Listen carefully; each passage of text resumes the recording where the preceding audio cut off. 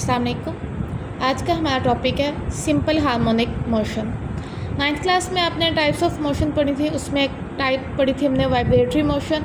Vibratory motion जब body जो है वो अपनी फिक्स्ड पोजीशन या मेन पोजीशन वस्ती पोजीशन से आगे पीछे बार बार अपनी हरकत को दोहराता है तो उस ख़ास किस्म की मूवमेंट को हम वाइब्रेटरी मोशन कहते हैं।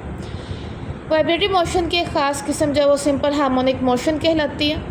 सिंपल हार्मोनिक मोशन को हम डिफाइन कर सकते हैं कि simple harmonic motion occurs when the net force is directly proportional to the displacement from the mean position and is always directed towards the mean position.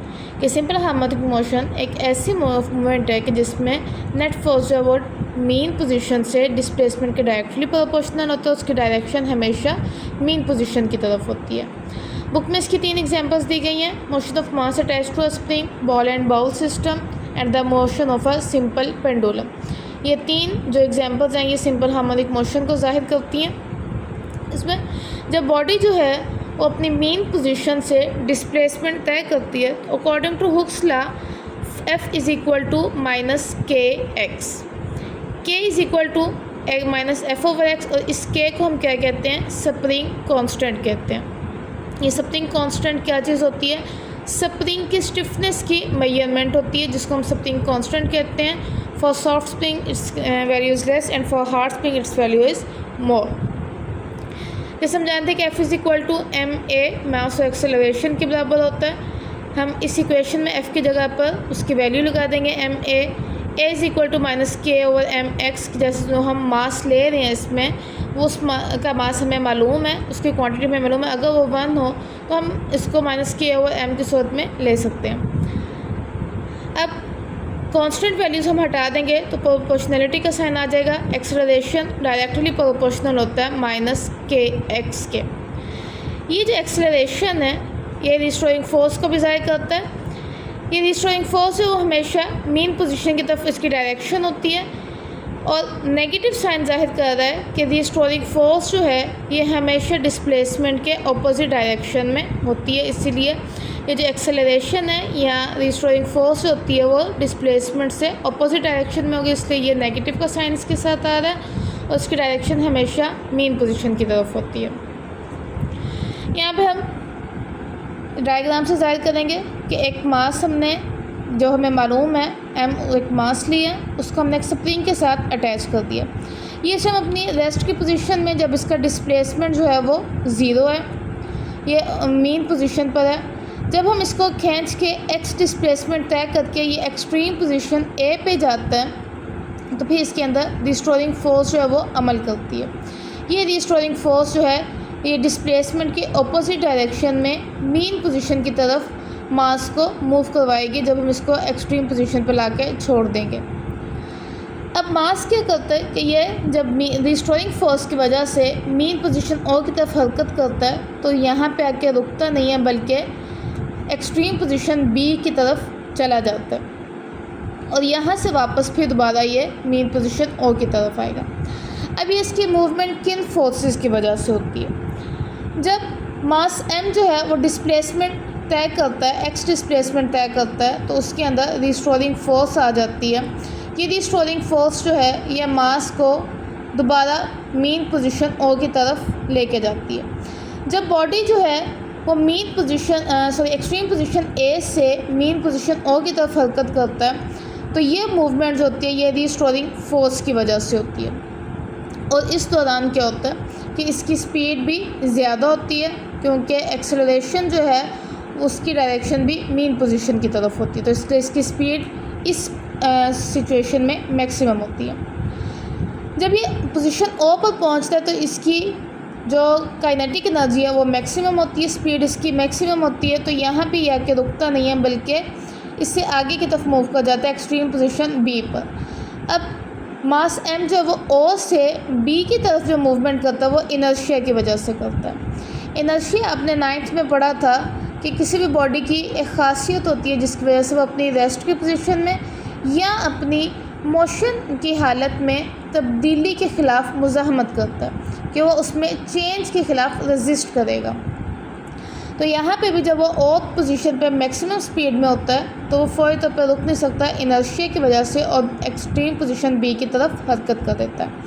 और जब ये ओ से बी की तरफ जाता है तो इसकी स्पीड जो है वो स्लो होती है, क्योंकि एक्सेलरेशन जो है वो मेन पोजीशन की तरफ होता है। एक्सेलरेशन की डायरेक्शन अपोजिट होती है, तो यहाँ पे इसकी स्पीड क्या होती है, कम होती है। ये एक्सट्रीम पोजीशन बी पे जाके रुकता है और वापस फिर दोबारा रिस्टोरिंग फोर्स की वजह से मेन पोजीशन ओ की तरफ हरकत करता है। अब फिर यहाँ पे आते हुए इसकी स्पीड क्या होगी, मैक्सिमम होगी रिस्टोरिंग फोर्स की वजह से, और इसका एक्सेलरेशन भी मेन पोजीशन की तरफ है। ओ पे आके ये रुकता नहीं है ड्यू टू इनर्शिया और एक्सट्रीम पोजीशन ए की तरफ चला जाएगा। एक्सट्रीम पोजीशन ए की तरफ जाते हुए इसकी स्पीड दोबारा क्या हो जाएगी, कम हो जाएगी। इस तरीके से ये अपनी मूवमेंट को आगे पीछे जारी रखता है और फ्रिक्शनलेस सरफेस पे इसकी मूवमेंट जो है वो जारी रहती है। दोबारा फिर एक दफ़ा रिवाइज करेंगे। बॉडी जो है मास m ओ से ए की तरफ डिस्प्लेसमेंट x तय करता है, तो फिर a से o की तरफ जो है वो रिस्टोरिंग फोर्स की वजह से हरकत करेगा।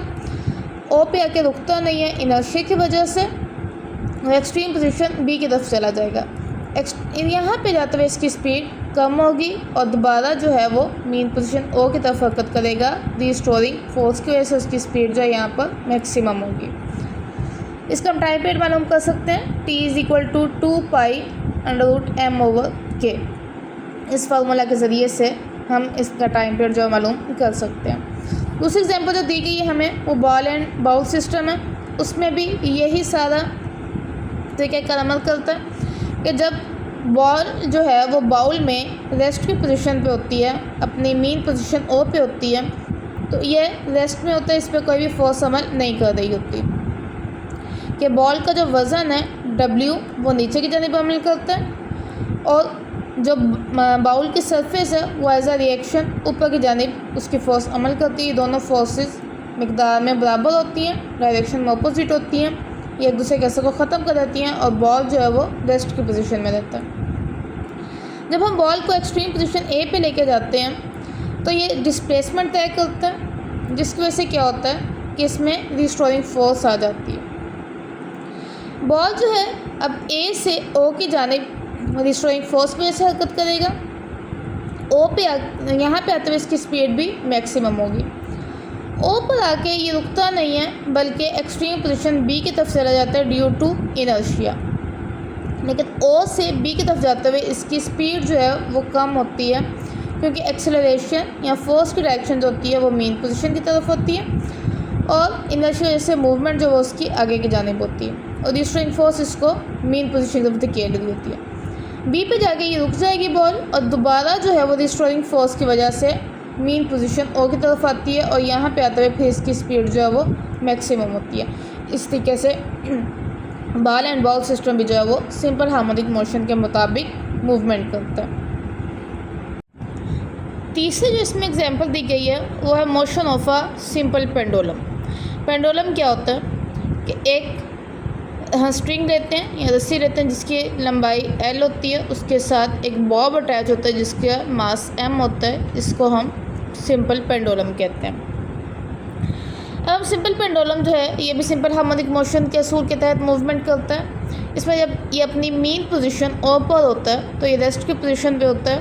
उस टाइम पे क्या होता है कि बॉब का जो वेट है वो नीचे की जानिब अमल करता है और स्ट्रिंग पर टेंशन की फोर्स ऊपर की जानिब अमल करती है। ये दोनों फोर्सेस मिकदार में बराबर होती हैं, डायरेक्शन में अपोजिट होती हैं, ये एक दूसरे के असर को ख़त्म कर देती हैं और इस पोजीशन पे जो है वो बॉब मूव नहीं कर रही होती बल्कि ये रेस्ट की पोजीशन पे होता है। जब हम बॉब को एक्सट्रीम पोजीशन ए पे लेके जाते हैं, ये डिस्प्लेसमेंट x तय करता है, तो फिर इसमें क्या होता है, अब इसमें जो फोर्स है इसका वज़न वो नीचे की जानिब अमल कर रहा है mg और इस पर टेंशन की फ़ोर्स ऊपर की जानिब अमल कर रही है।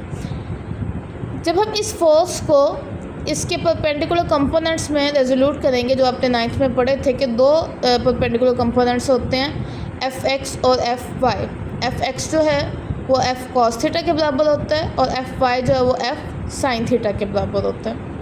हमने F को जो है वो mg से ज़ाहिर किया हुआ है। mg cos थीटा और mg sin थीटा में क्या करते हैं कि हम इस फोर्स को रेजोल्यूट कर लेते हैं। अब mg cos थीटा और टेंशन T ये दोनों मिकदार में बराबर हैं और डायरेक्शन में अपोजिट हैं, ये एक दूसरे का असर को ख़त्म कर देती हैं। इसलिए जो बॉब है ये mg cos थीटा की डायरेक्शन में हरकत नहीं करता, बल्कि ये mg sin थीटा की डायरेक्शन में मूवमेंट करेगा। ये mg sin थीटा जो है ये रिस्टोरिंग फोर्स होती है, जिसकी वजह से बॉब जो है वो एक्सट्रीम पोजीशन A से O की जानिब हरकत करता है। कि जो पहले हमने एग्जांपल्स पढ़ी हैं बॉल एंड बॉल सिस्टम या मास स्प्रिंग सिस्टम, उसमें क्या होता है कि उसमें हमने ये फोर्स को उसके परपेंडिकुलर कंपोनेंट्स में रिजोल्यूट नहीं किया, बल्कि सिंपल हमने पढ़ा कि जब वो एक्सट्रीम पोजीशन A से O की जानिब हरकत करता है तो रिस्टोरिंग फोर्स की वजह से हरकत करता है। सिंपल पेंडुलम के एग्जांपल में यहाँ पे उन्होंने बस थोड़ा सा चेंज कर दिया कि उन्होंने ये जो फोर्स है उसको परपेंडिकुलर कंपोनेंट्स में रिजोल्यूट किया, जिसकी वजह से क्या होता है कि ये जो मूवमेंट है मास की वो mg cos थीटा की डायरेक्शन में नहीं होती, बल्कि mg sin थीटा की डायरेक्शन में होती है। और यह mg sin थीटा जो ये रिस्टोरिंग फोर्स को जाहिर करता है। इससे कंफ्यूज नहीं हो जाना, ये कंसेप्ट वही है कि अब एक्सट्रीम पोजीशन A से O की जानिब रिस्टोरिंग फोर्स की वजह से हरकत करेगा, और यहाँ पे आता है इसकी स्पीड भी ज़्यादा होगी, क्योंकि एक्सेलरेशन जो है वो मेन पोजीशन की तरफ डायरेक्शन है इसकी। O पे आके इसकी स्पीड मैक्सिमम होगी, इसलिए यहाँ पे आके स्टॉप नहीं करेगा, बल्कि आगे चला जाएगा एक्सट्रीम पोजीशन B की तरफ ड्यू टू इनर्शिया। इनर्शिया जो है इसको यहाँ पे स्टॉप नहीं करने देगा, बल्कि आगे हरकत कर देता है। अब O से B की तरफ जाते हुए इसकी मूवमेंट इनर्शिया की वजह से है, और यहाँ पे इसकी स्पीड स्लो होती है, क्योंकि रिस्टोरिंग फोर्स और एक्सेलरेशन जो है वो मीन पोजीशन की तरफ होता है, क्योंकि दोनों की डायरेक्शन अपोजिट होती है। इनर्शिया उसको आगे को मूव करवा रहा है और एक्सेलरेशन उसका जो है वो मीन पोजीशन की तरफ होता है, तो यहाँ पे इसकी स्पीड क्या होती है, स्लो होती है। एक्सट्रीम पोजीशन B पे जाके ये रुक जाएगा, और दोबारा जो है ये मीन पोजीशन O की तरफ हरकत करता है ड्यू टू रिस्टोरिंग फोर्स, और यहाँ पे दोबारा B से O की तरफ आते हुए इसकी स्पीड मैक्सिमम होती है, क्योंकि एक्सेलरेशन जो मीन पोजीशन O की तरफ उसकी डायरेक्शन होती है। तो ये तीनों जो हमने एग्जांपल्स पढ़ी हैं उनका तरीका का जो है वो सेम है। फ्रॉम O टू A वो डिस्प्लेस करेगा, फिर A टू O वो रिस्टोरिंग फोर्स की वजह से हरकत करता है, और O टू B जो है वो इनर्शिया की वजह से हरकत करेगा, और वहाँ पे जाते हुए इसकी स्पीड कम होगी, और दोबारा जब वो B टू O आएगा तो फिर जो है वो रिस्टोरिंग फोर्स की वजह से हरकत करता है। सिंपल पेंडुलम का टाइम पीरियड जो है वो हमने मालूम करना हो इसकी मूवमेंट का, तो वो T = 2πL/G। L वो स्ट्रिंग की लेंथ है जिसके साथ वो बॉब अटैच होती है, और G जो है वो ग्रेविटेशनल एक्सेलरेशन है। इस तरीके से जो वो हम सिंपल पेंडुलम के टाइम पीरियड जो मालूम कर सकते हैं।